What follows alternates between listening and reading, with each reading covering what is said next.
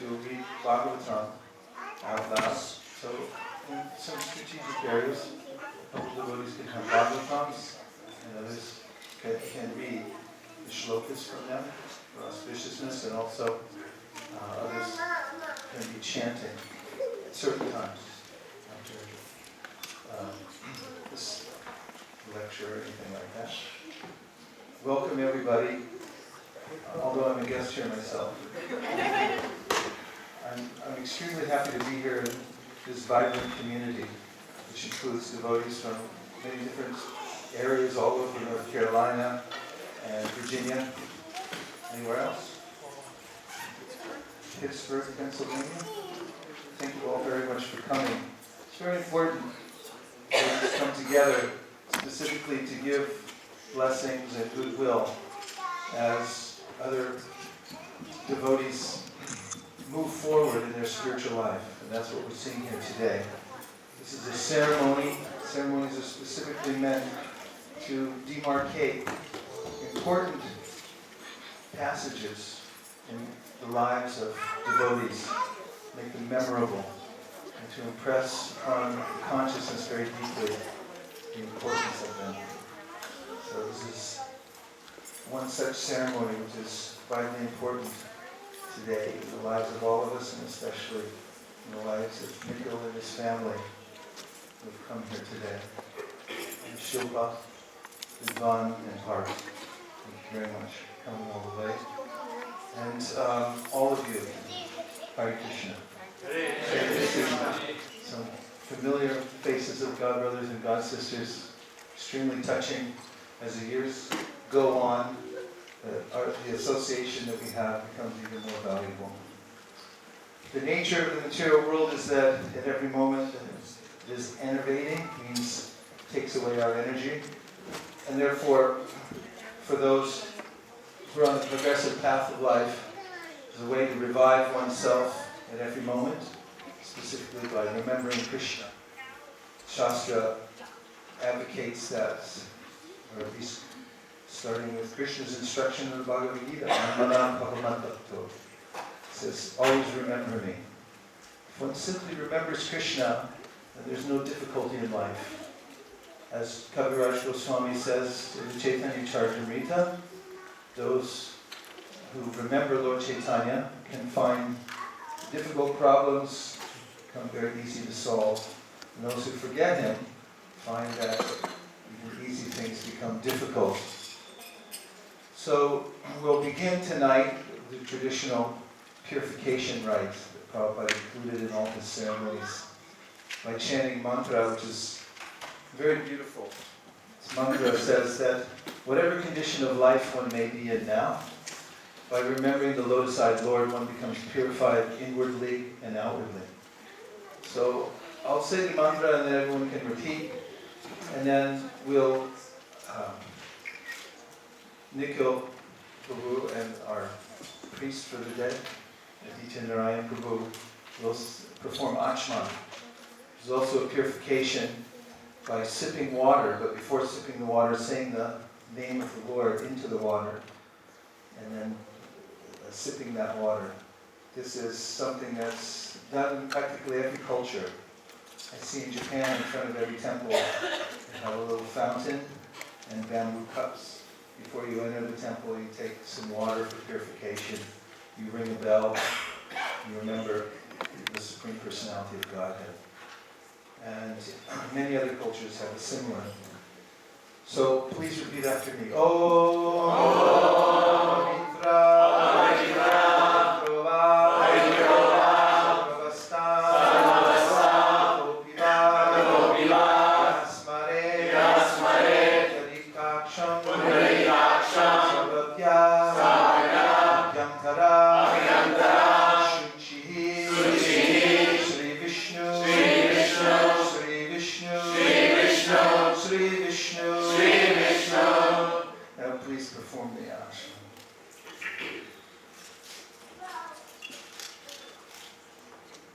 Om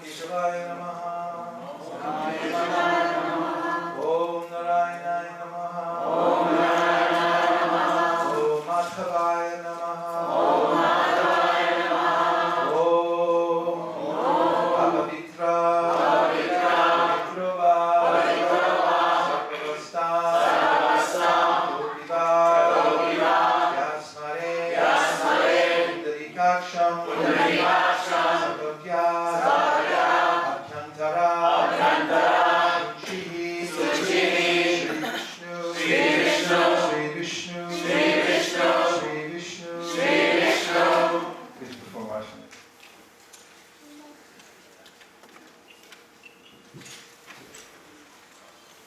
Om Keshavaya Namaha.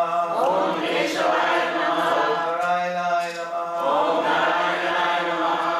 Om Madhavaya Namaha. Om Madhavaya Namaha. Om Apavitra. Apavitra. Pavitrova. Pavitrova. Sarvastam. Sarvastam. Kadoviva. Yasmare. Yasmare. Pundarikaksham. Pundarikaksham. Sarvagya.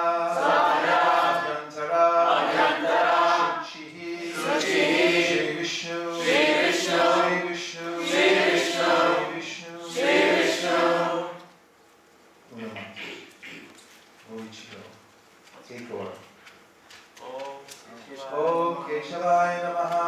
Om Keshavaya Namaha. Om Narayanaya Namaha. Om Narayanaya Namaha. Om Madhavaya Namaha. Om Madhavaya Namaha. And now, for the pleasure of the Lord and all the devotees, and particularly Srila Prabhupada, who enjoyed the devotees chanting the Brahma Samhita at these functions. I was present in 1975 in Chicago. There was a mass initiation and installation. You were there? No. Installation of that the Radha Damodar devotees installed multiple sets of Gauritai deities, and scores of devotees were initiated at the same time. Vaisesika Prabhu had organized weeks ahead of time the chanting of the Brahma Samhita and the Purusha Sukta.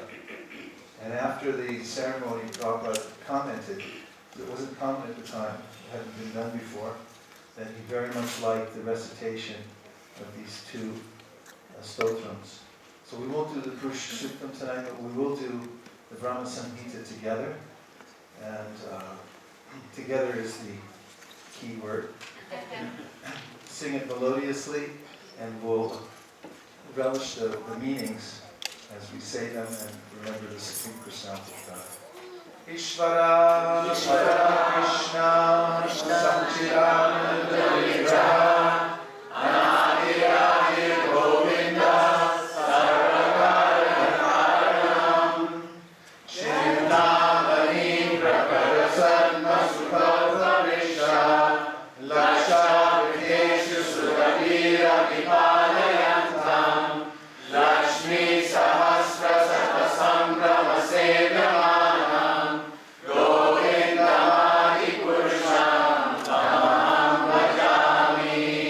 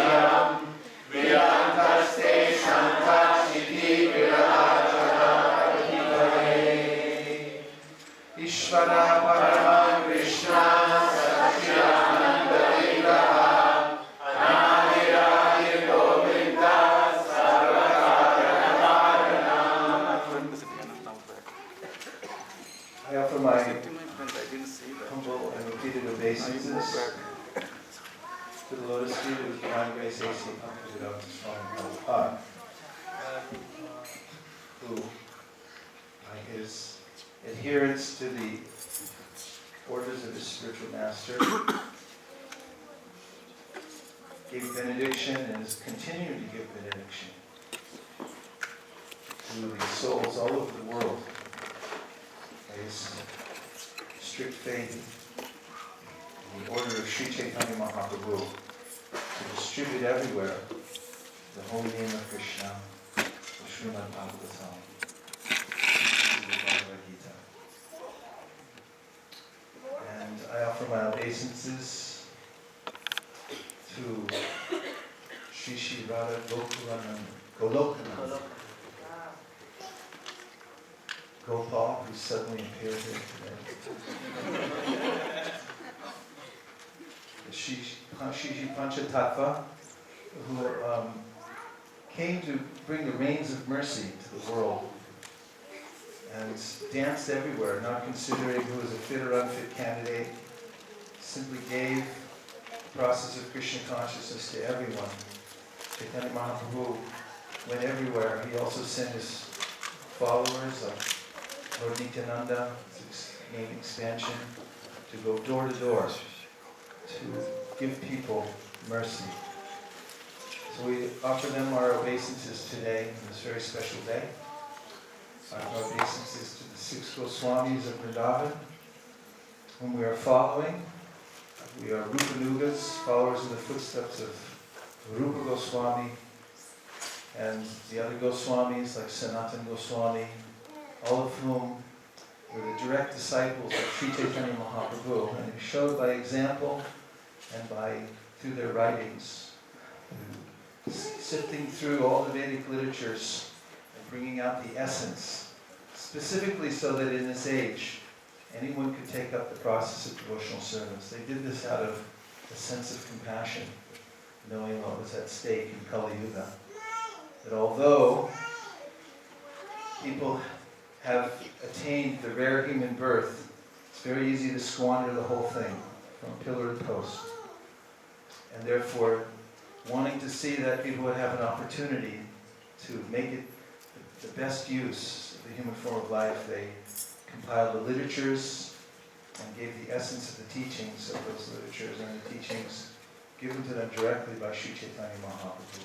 Nana Shastra Vicharanai Kanipanosha Dharma Samstapako. In this way, they established a very clear path of the tradition of bhakti that one could follow, anyone could follow anywhere in the world. I offer my obeisances to the previous acharyas like Srila Bhaktisiddhanta, Saraswati Thakur, Srila Gaura Kishore Das Babaji Maharaj, Srila Bhaktivinoda Thakur, who was the powerhouse who brought the teachings of Chaitanya Mahaprabhu to light even after they had been obscured for so many hundreds of years. And to Jagannath Das Babaji Maharaj, who was the epitome of pure devotional service, fully absorbed in Krishna consciousness, who gave shelter to Srila Bhaktivinoda Thakur. And I offer my obeisances to all the Vaishnavas here today, and Vaishnavis, who have all fallen in line with the teachings of the Goswamis and are fully dedicated to the process of devotional service. I also offer my respects to Nikhil Prabhu, who is the object of today's initiation ceremony, because what he has brought here today is something very special, which is a determination in his heart to follow the path of the Goswamis, the path chalked out by our great Acharya Srila Prabhupada, and which has been followed successfully now for decades in America by those who are determined and faithful. So we congratulate you.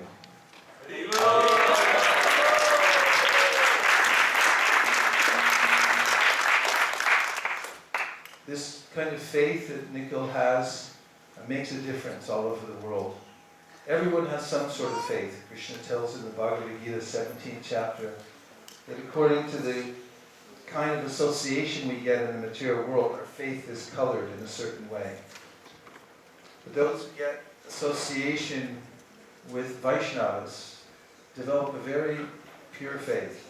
Shraddha Shatri Vishwas Kahe Suridar Vishwai Krishne Bhakti Koila Sarva Karma Krita Hoy. Is it too warm in here? A little bit? That's dangerous. No? Okay, give her a blanket. Maybe we can turn down like 1 degree. There's going to be a fire later. The only thing is dangerous. If it's too warm, then it becomes very difficult to hear.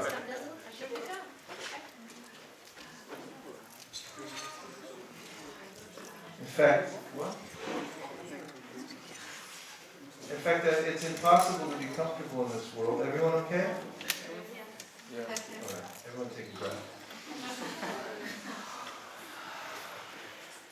It's impossible to get comfortable in this world. I've noticed the phenomena. If you get in someone's car and it's too warm and you start taking off your jacket, they'll immediately turn down the heat. And then when you get cold, you put your jacket back on, they'll turn it back on. And in this way, you move from one environment to the next and you try to adjust, but it adjusts the opposite way. For Krishna, the Bhagavad Gita says you have to tolerate these things. Unless you can turn the heat down a little bit. So, Nico, by good fortune, has developed this kind of faith. And this verse I quoted from the Sri Chaitanya Charitamrita says that firm faith means a growing understanding that simply by performing devotional service, all other duties are done in life. We're born into this world with many obligations and many debts. Devarshu Utatna Nrinam Pitrinam Nakinkoro Nayam Nrinicharaja Saravatmanaya Sharanam Sharanam Kuto Mukundam Parihrita Kartam. And from our practical experience, we can see that everyone's born into some kind of complexity. There are difficult circumstances for everyone in this world. And until one surrenders to Krishna, one remains in those complex circumstances, which include an obligation to take a rebirth after one leaves this body, and then you have to go through babyhood, you have to go through grammar school, I know it hurts, right? High school, and start over again with all kinds of complexities, family obligations, and so forth. But the Shastra says that one who surrenders to Krishna no longer has these obligations to the demigods, to other living beings, to the forefathers who passed down their wealth to us, and those who bestowed the body that we now have, and so forth. We have a debt. But the Shastra says that debt is paid for one who focuses his or her energy on serving the Supreme Personality of God. And in the Bhagavad Gita, Krishna says, Daiva hi esha gunamayi mama maya duradvaya mameva ye prapajante maya etam tarantite. That this material nature is difficult to overcome. And analyzing this translation of the verse, we find this to be the understatement of the century, or of the millennium, that it's difficult to overcome. Sometimes Prabhu says it's impossible to overcome, which seems more likely. Especially since time immemorial, in trying to score points in this world, the material energy wins every time. Prahlad Maharaj says that no one's ever gotten what they actually wanted in this material world. Although everyone tries, everyone's gotten the opposite of what they want. So Krishna recommends the remedy for this in the Bhagavad Gita. Surrender to me, and I will deliver you from this ocean of material nature. Daiva hi esha gunamayi. He said it's my divine energy. So if you surrender, I'll deliver you from this. So one who understands this is very fortunate. One who decides that I will surrender to Krishna is very fortunate. And there's a process of surrender. Sometimes people say, what does it mean to surrender? What do I have to do? Do I have to give up my family? No. Do I have to give up my job? No. You have to follow the process which is appropriate for you at a particular time. And it includes basic principles, one of which is to accept those things which are favorable for devotional service. That's not so hard. You see something that's favorable, and fortunately, the processes of devotional service are extremely tasteful and joyful. As Krishna says in the Bhagavad Gita, it's joyfully performed, the process of devotional service. So accepting things which are favorable, and then giving up things which are unfavorable. And this is also part of this first initiation we call Harinam. Harinam initiation. It means surrendering to a spiritual master, formally also accepting the holy name as one's life and soul, and making a vow to go on chanting the holy name strictly throughout one's life, to avoid activities that simply confuse the mind and entangle one in the material world, following four regular principles. Accepting favorable items and rejecting those things which are unfavorable. And actually this is a great relief, because it's a burden to try to maintain the status quo in the material world. Whereas it's actually very easy to surrender to Krishna and simply depend upon him. Because Krishna is unlimitedly merciful, and he's also all-powerful. This is a good combination. If Krishna was all-powerful but not all-merciful, we would be in trouble, because we'd be up against an envious God who is wrathful and wanted to strike us down. If we were praying and surrendering to the Supreme, who was all-merciful but not all-powerful, then what could he do anyway? He'd be like any other ordinary person. But Krishna is all-merciful and all-powerful. And this enters into the consideration of surrendering to Krishna. When he says, surrender to me, I'll deliver you from all sinful reaction. I'll take care of your affairs. Don't worry. Don't fear. Don't hesitate. As he says in the Bhagavad Gita 1866. What is the verse? Everyone together.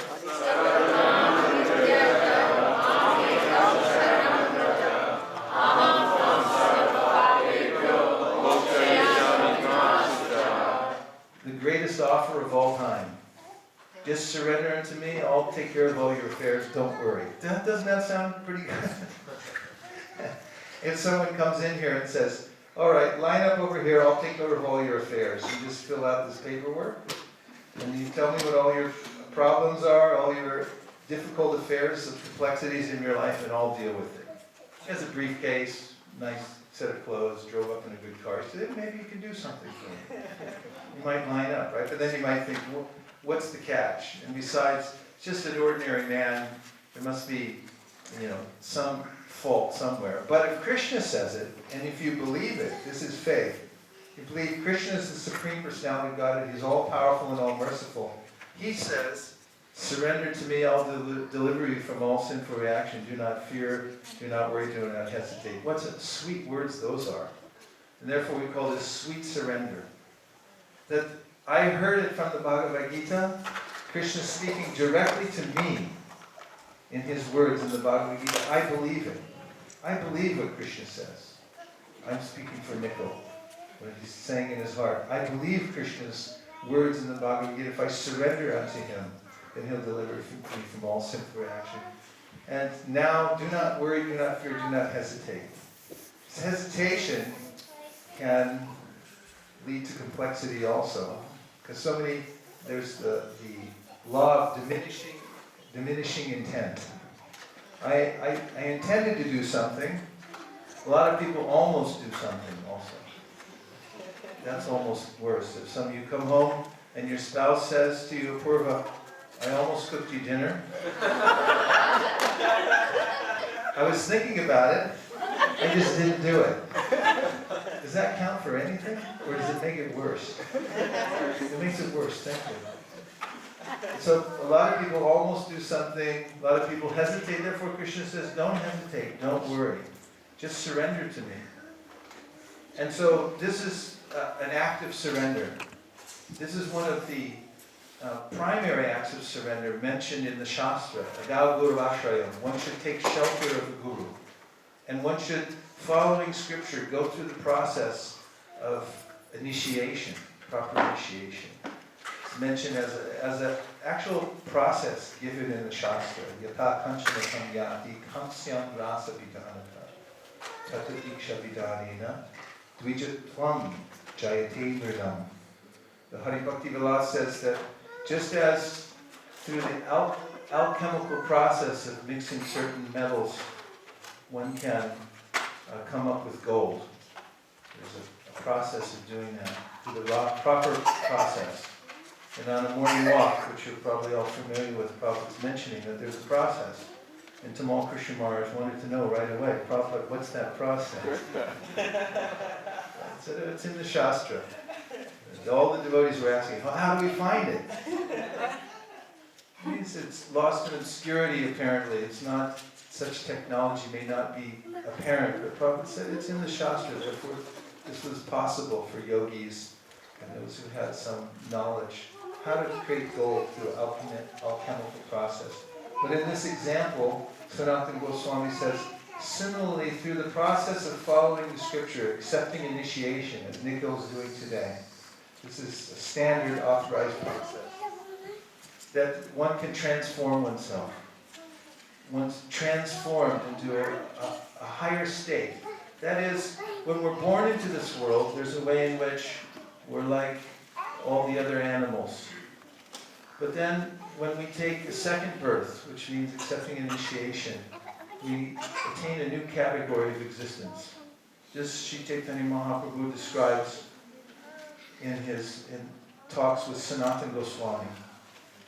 Sanatana Goswami wanted to commit suicide because he figured he wasn't doing anything except defending Sri Chaitanya Mahaprabhu because of the oozing sores on his body, and Mahaprabhu used to embrace him. And Sanatana thought, I can't even go near the temple because my body's so abominable. I'm such a fallen person. He was so humble.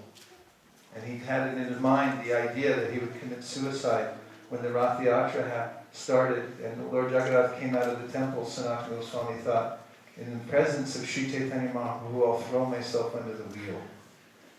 He didn't tell anybody.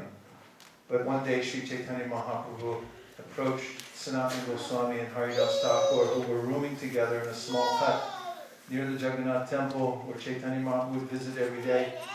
And he looked at Sanatana Goswami and said, I forbid you to commit suicide.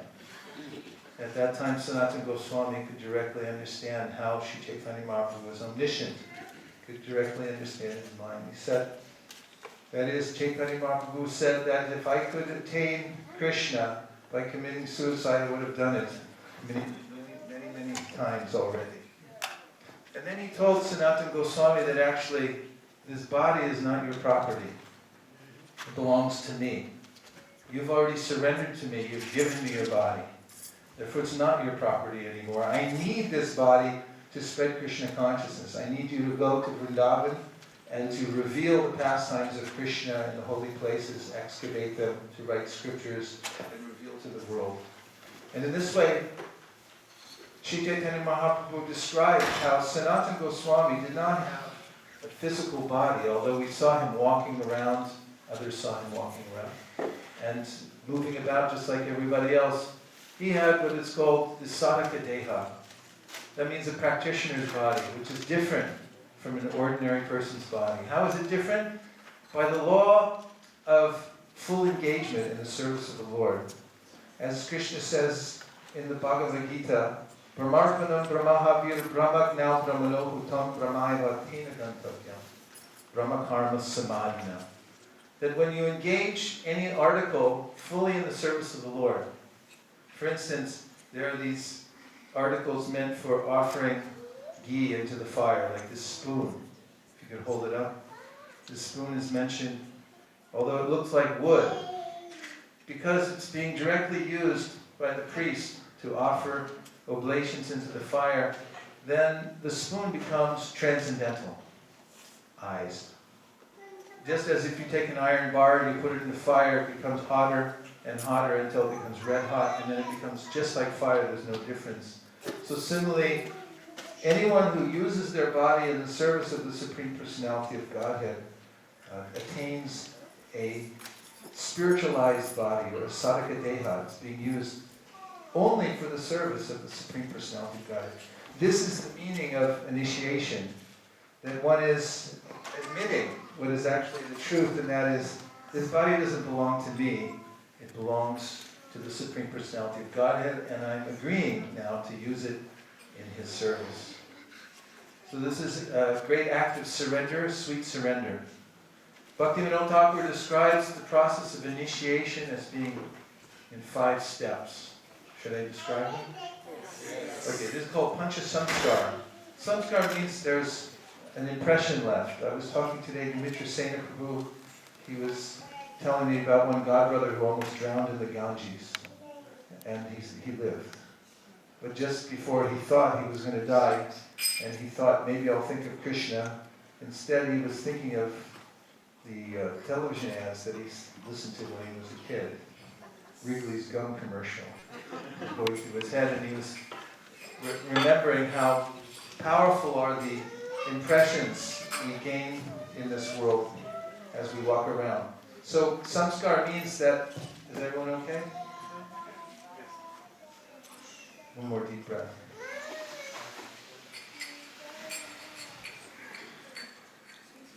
A samskar means that we're leaving an impression. It's okay. We're leaving an impression on the mind very deeply, and there's 5 of these that constitute the process of initiation. The first is called tapa, which means that one accepts some austerity for the sake of advancing in spiritual life, and begins to feel some heat that this material world is not my home, and begins to turn one's face towards the spiritual world, and begins to follow some restrictions that isolate one, or insulate one rather, from the effects of the 3 modes of material nature. Then comes Pandra, which means that one uses the body as a temple of the Lord and begins to decorate it as a temple of Lord Vishnu by putting on tilak. In some sampradayas in South India, instead of applying this tilak that we wear, they use a hot brand, and you get a brand. Anybody have one of those here in South India? You didn't get one? I got one. You got one. It's a golden mudra.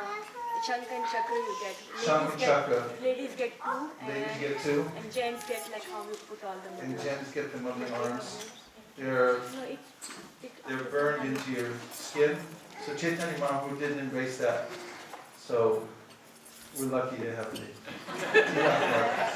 But in any case, it makes a difference when one decorates the body like a Vaishnava. Wherever you go, people see the tilak on your face, and the Shastra says there's a great effect from that. Not only does the person wearing the tilak identify him or herself as being a Vaishnava, but others look at you as someone who's living a life of dedication. And so outwardly you display the marks of the Vaishnava, signs of the Vaishnava. Next comes Nama, which means that you accept a name which is Dāsa or Dāsi. And this is the most coveted name in the universe.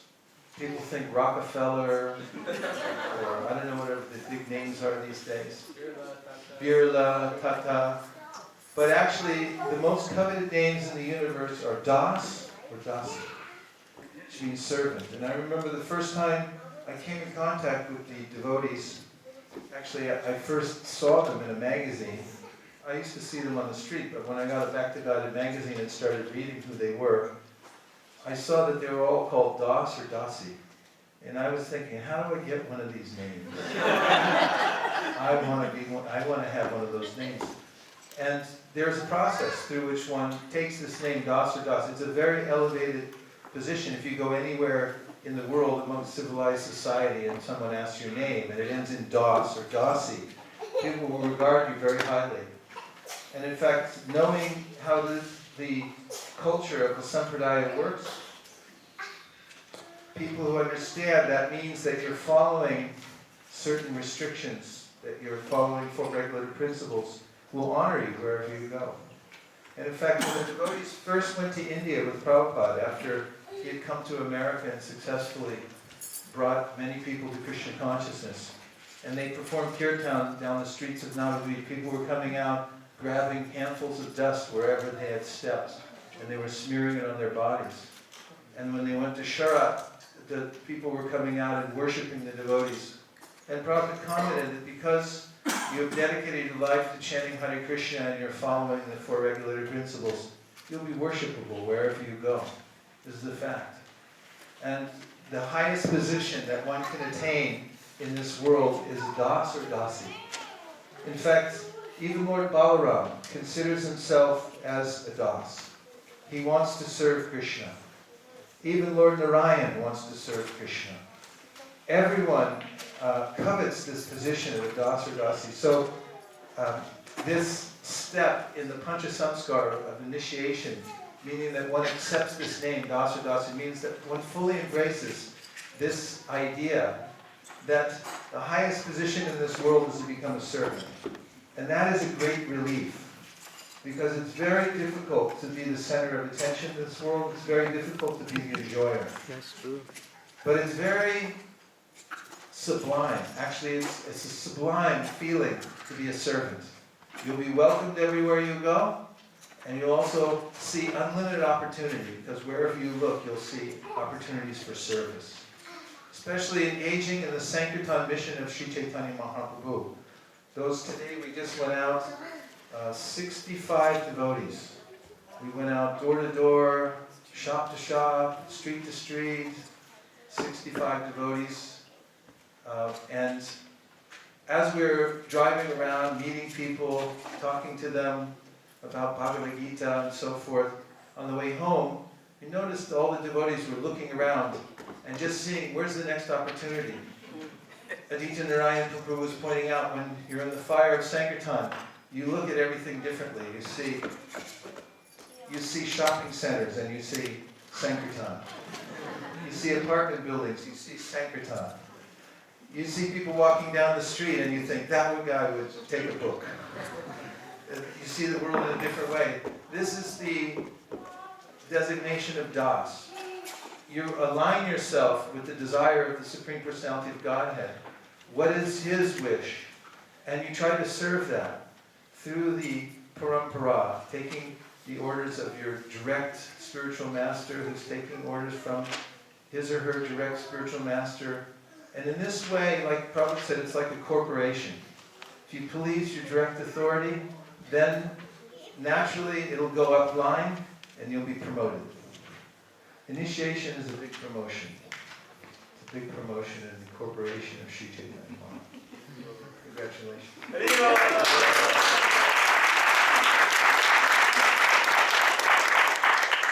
Harinam initiation also means that what embraces the holy name as one's life and soul is the primary means for advancing, for living, for surviving, for becoming nourished, that everything is in the holy name. And one takes a vow that I'll continue to chant Hare Krishna no matter what happens. Doesn't matter if bombs are going off. Prabhupada describes being in Calcutta during the war and bombs were going off all around. And he was thinking of the universal form and he said, hey, we're not chanting Hare Krishna. And Prabhupada, near the end of his life, when his body was becoming emaciated and there was really not much hope for him staying in that body, he went on chanting Hare Krishna. And therefore this vow means Kirtaniya Sada Hari, I go on chanting Hare Krishna no matter what happens. Anything happens, up or down, sideways or backwards, I go on chanting Hare Krishna without stoppage. This is the cure for all material ills. This is the process for advancing in spiritual life. Shri Prabhavati Dharma Ma Shashvash Shanti Nagashati Kontiya Pratijadihi Name Bhakta Pranashati. Krishna says, one who goes on in this way is assured of success, no doubt about it. This Harinam initiation or Nama initiation also means that one becomes invisible to Maya, as long as one takes shelter of the holy name and keeps this moniker of Das or Dasi. We have in America, some of you may or may not know, that the FBI have a program called the Witness Protection Service. And that is, if you are in the business of crime and you decide to turn state's evidence against the crime boss, then they'll put you in a protection program. They change your name, they give you a new location, new identity, and nobody can find you. So this is similar to that. Although we've been participating in the material world for many years, cooperating with Maya, now we're saying no more cooperation with Maya. We're turning state's evidence. We're going to tell people, don't participate in Maya. And to protect you, the acharyas have arranged a new name, a new identity, and as long as you stay hidden in that identity, a Das or Dasi, then you become invisible to Maya. She can't find you. So stay protected in that way. The fourth stage in the Pancha Samskara, the 5 samskaras that Bhaktivinoda Thakur mentions, is mantra initiation, which means after chanting Hare Krishna and becoming endowed with good qualities, which is a natural result of chanting the Hare Krishna Mahamantra. And one becomes learned in the scriptures, then one accepts what is called the Diksha, or Brahminical initiation, sometimes we call, accepts in our line. Currently we accept the Brahman's thread, showing that one is fully twice born, come to the level of Brahman. Anyone who's chanting Hare Krishna has become a Vaishnava through and through, is naturally qualified as a Brahmana.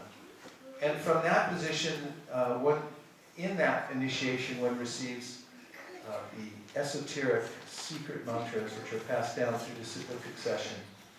And then one is eligible to worship the deity. Not before that, one must be initiated into the process of mantra initiation before one can worship the deity, which is the 5th stage called yaga, which means one goes into the process of deity worship.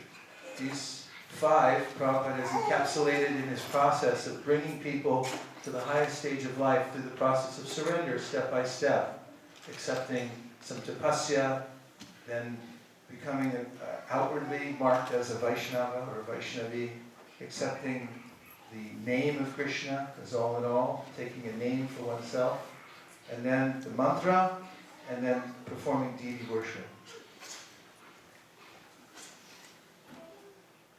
Chanting Hare Krishna fulfills all the other processes of devotional service. However, it's not enough. One must also avoid offenses in the matter of chanting Hare Krishna, because one may offend the name and not be able to advance in chanting the holy name of the Lord. So, not only today should you accept the vow of chanting a minimum number of vows every day, following 4 regular principles, but also the determination to avoid the offenses in chanting the holy name of the Lord. And I'll just mention a couple of them, because the others that you can study minutely.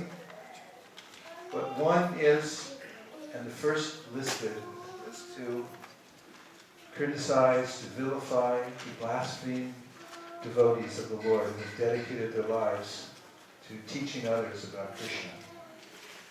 All of us have come to Krishna consciousness directly or indirectly by the mercy of a devotee somewhere. And to criticize devotees who are dear to Krishna in all stages of their life is an offense to the holy name, and is extremely detrimental to advancement. And it's not necessary. One's not obligated to criticize devotees. No one appoints us to criticize devotees, but somehow or other, sometimes we volunteer. Not a good idea. Don't take that disservice. just decide that I won't accept that process of criticizing devotees, not necessary. It's considered to be so severe that Sri Chaitanya Mahaprabhu called it the mad elephant offense. That if you're a gardener and you let in an elephant into your garden, whether he's active or not, he'll wreck your garden just by walking around. But if he's active, or if he's angry, then he'll smash it beyond comprehension, beyond recognition. And this is what Chaitanya Mahaprabhu said is the mad elephant offense, criticizing devotees. So you actually have to practice not only not criticizing devotees, but glorifying devotees. The tongue that criticizes devotees, Chaitanya Mahaprabhu said, drinks poison. And the antidote to that is to glorify devotees. So before your tongue moves to say something either critical of devotees or as a half glorification in a way of what Shakespeare called damnation by faint praise, instead say something meritorious about the devotees. This way you save yourself so much trouble. I've noticed that advanced devotees, they're very careful not to participate in conversations that degenerate into criticizing other devotees. And it's noticeable. In fact, one devotee told me that, he's an advanced devotee, he told me that one Kartik, he had made a vow for the Kartik season that he wouldn't criticize any devotees at all. Seems fairly simple, right? He said after 24 hours he was thinking, wow, this is the hardest vow I ever made. You don't notice it until you decide that I won't do it.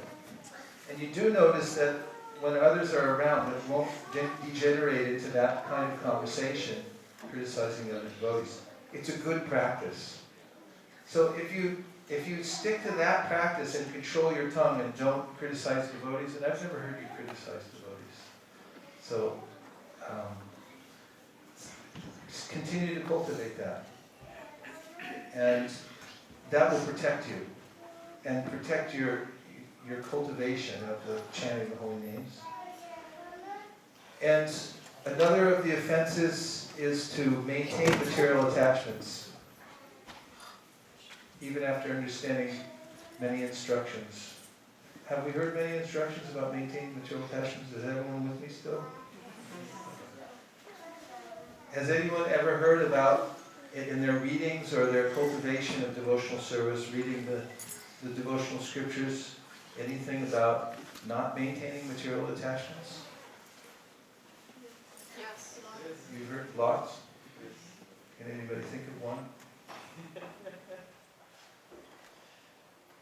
Any section of the Bhagavatam or Bhagavad Gita where Krishna recommends not holding on or maintaining material attachments?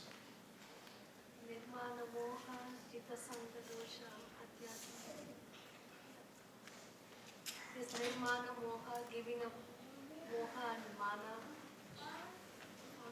Very nice. She's quoting from the 15th chapter of the Bhagavad Gita. Nirmana moha sanga dosha adyata nitya vinivrittika vanvarva mukta supaduka samja kachanti muda paramavyayantat. And Krishna recommends there, don't take on the mentality that you're the controller. Don't maintain false ego. Nice, thank you. Anything else?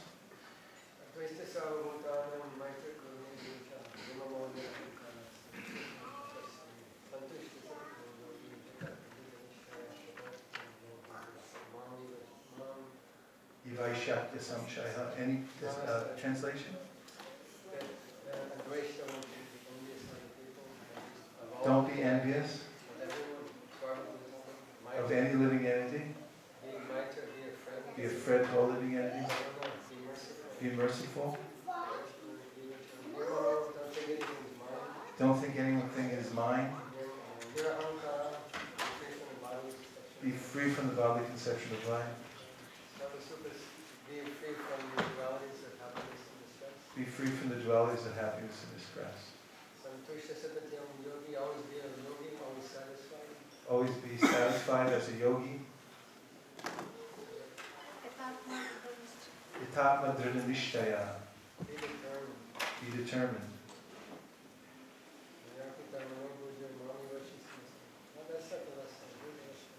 Sorry, I led you down the wrong path in the last part of the shloka.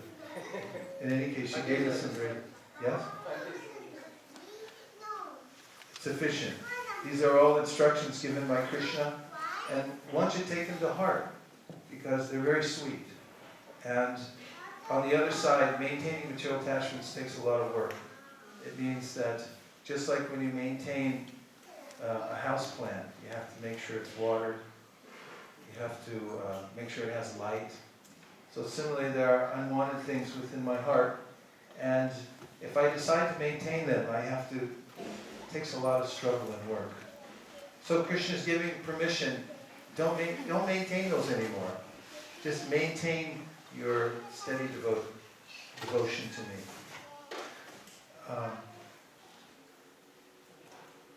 So be careful not to keep material desires. And above all, give full attention when you chant the Hare Krishna mantra, especially the prescribed number of rounds. Give your full attention. Other instructions which are vital and which are authorized by Scripture are to always control your tongue. The Shastra says, Tashi Krishna nama adina bhavet grayanindriye sevanmukhi jivados swayanevas puratyadaha. That if you just do this one thing, if you control your tongue and use it in Krishna's service, then Krishna will reveal himself to you. So, tongue eats and the tongue speaks, so be careful what you eat and always be careful about how you speak, because one word uttered in criticism of another or out of anger can act like a spear and can destroy another and can actually ruin your life. Consider these things very carefully. Practice the basics of Krishna consciousness throughout your life, because the fundamentals are so important in any practice that if you become habituated to following the basic practices of Krishna consciousness, especially chanting Hare Krishna, hearing Srimad Bhagavatam, associating with devotees, living in a sacred place, and worshiping the deity, then you'll surely come to the highest stage and the highest perfection of life in devotional service. Okay. Hare Krishna.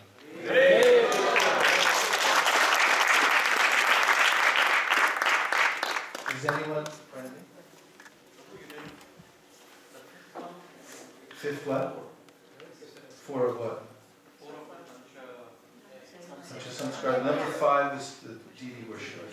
Because after you take the mantra, then you become qualified to worship the deity. Anyone else have any advice for Nikhil, or would like to offer him some blessing? We'll only take 4. Because I know once it starts, now it's going to go into it. Yes. Never act in anger. In other words, hold your response, think clearly, and then act appropriately. Thank you. That was very powerful. I think I'll take that one too. More advice or blessings for Nikhil, please? Always remain a humble servant of your spiritual master and maintain gratitude for everything that is being given to you, and develop the desire in your heart to share with others with humility. That was beautiful. Thank you. Okay, Apurva.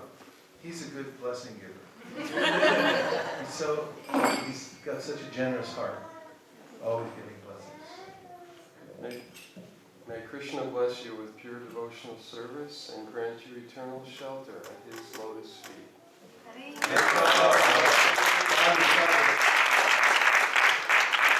More blessings or advice, please? Yes? I want to say one thing. The first time I saw Vaisesika Prabhu, was in San Francisco in the temple. I walked in, it's the first Radha Krishna temple I was ever in. I walked in, here's this young skinny guy dancing like a madman. Radha Gokulananda? I said, who is this guy? And by Krishna's mercy, I got the opportunity to have his friendship and association briefly over the years. So my advice to Nico Prabhu is to fully dedicate yourself to Guru Maharaj, knowing him without a doubt to be a very pure representative of Srila Prabhupada.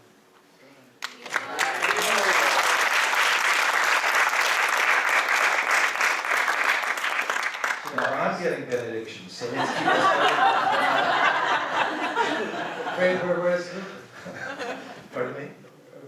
if it where the shoe fits. Thank you very much. I'm very touched, and I am taking it as a benediction. So Bhaktisiddhanta Saraswati Thakur said it's like the Ganges comes down from Gangotri. If you're standing in Mayapur, you get the same thing if you're in the flow. So the flow of Chaitanya Mahaprabhu's mercy comes through Srila Prabhupada, through Guru Maharaj. Don't doubt this. This is our system for our life. We're not jumping over, we're taking shelter directly from the sacred body of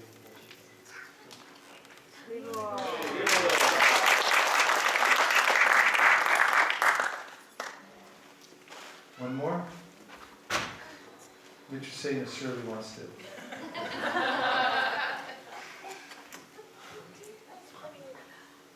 You're in good hands.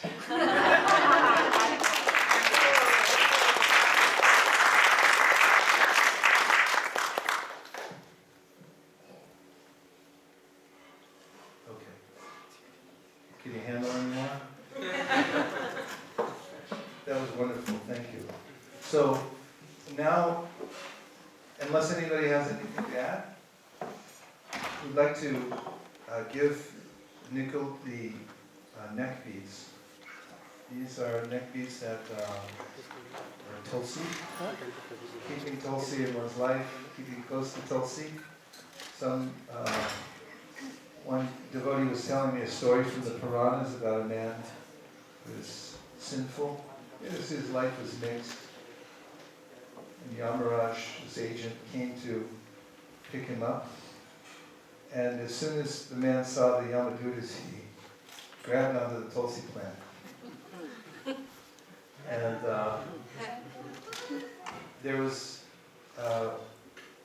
he kept being elevated to higher and higher positions in the material world. And the Yamadutas went back to Yamaraj. Finally, by holding on to Tulsi, went all the way to Vaikuntha. But they were still doubtful, and they were saying, he still needs to be punished. But Yamaraj said, he's holding on to Tulsi, he's always in Vaikuntha, just let him go. And Prabhupada mentions in the Srimad Bhagavatam that if one is always wearing the tilak and the Tulsi beads, then the Yamadutas won't come. That's in the story of Ajamil. So it's a very practical thing to wear these neck beads. Also, anywhere you go in the world now, if you wear these strands of Tulsi beads and tilak, you can be walking in the most remote or obscure place in the world, down the street thinking that you're alone, and someone will walk up to you and say, "Haribo!" We're at the San Francisco airport getting ready to get on the flight. Of course, I was wearing a dhoti and such, but someone cut through the whole crowd in line and go, "Hare Krishna, how are you?" So these neck beads are a form of pandra, which means identifying one as a eternal servant of Krishna. Bhaktivinoda Thakur didn't put them on for many years because he realized that it was such an exalted symbol to wear these neck beads of a Vaishnava. So we're following the footsteps of Vaishnavas. And Prabhupada also called them a dog collar. That I'm the surrendered dog of my spiritual master. And Bhaktivinoda Thakur sings in one of his bhajans about his desire to be the dog of a Vaishnava. And he said, "You can tie me up to the porch of my master, the Vaishnava. I'll live on the porch. I'll guard my master. If anybody comes to bother them, I'll bark and I'll scare them away. And I'll live from their remnants. Whatever they throw over the edge onto the balcony, I'll just eat that. And I'll live like that." This is the cherished desire. So these beads are very relishable and symbolic of the highest position of life. And now, if you'll come up, okay. The next part of the ceremony is to award Nikhil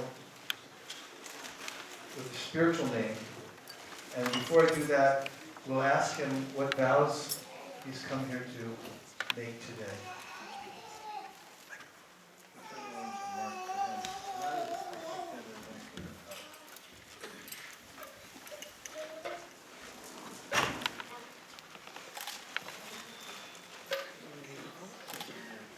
I'm doing this or I don't do this.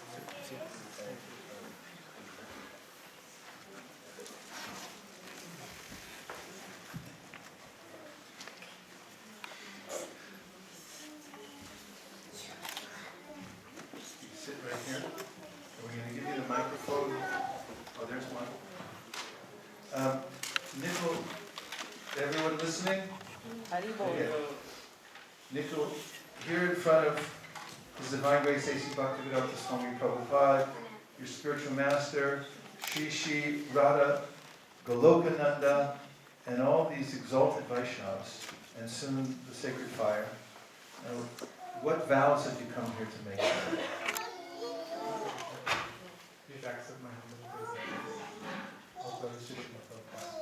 In front of all acceptable Vaishnavas, in front of Shri Shri Radha Golokananda, I vow to follow the four regulated principles. There are no meat eating, no illicit sex, no gambling, and no intoxication. I also vow to chant a minimum of 16 rounds of the Hare Krishna Mahamantra, hopefully without offense. And I also vow to serve the mission of Srila Prabhupada as a servant of the servant of the servant of the devotee. And I vow to eternally follow your instructions.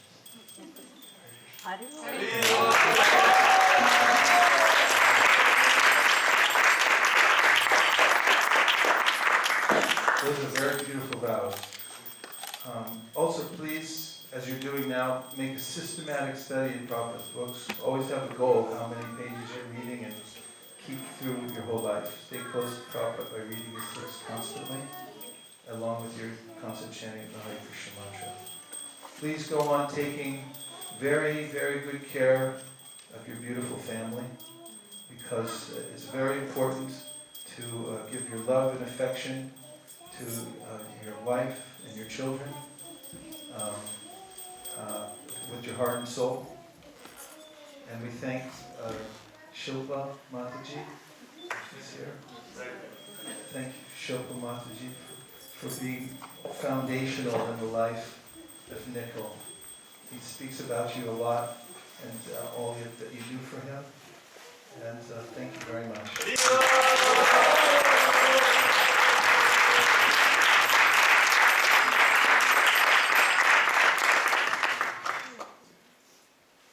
Following the eternal principle of Parampara, taking Srila Prabhupada's and Lord Chaitanya's order to expand the Sankirtan movement as my life and soul, and depending on their mercy, the mercy of the previous acharyas, and all the Vaishnava devotees of the Lord who are just like desire trees, I am exceedingly pleased to accept you as my disciple and therefore a grand disciple of His Divine Grace A.C. Bhaktivedanta Swami Prabhupada, and a member of the Brahma Madhva Gaudiya Sampradaya.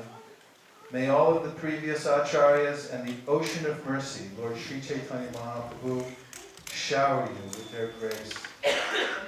I hereby joyfully award you the name Naimiṣāraṇya Dāsa.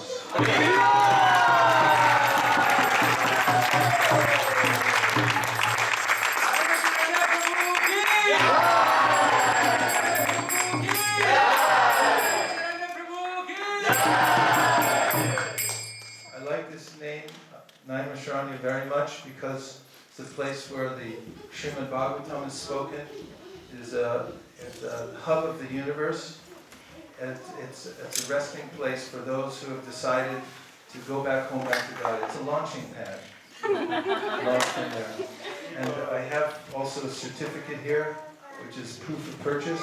And there are no refunds and no returns. Hare Krishna. Congratulations. I'm very much looking forward to it.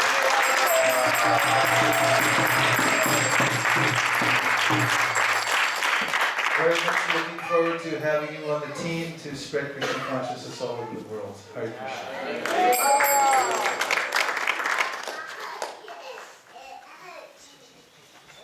Yeah, we can hold these things for you.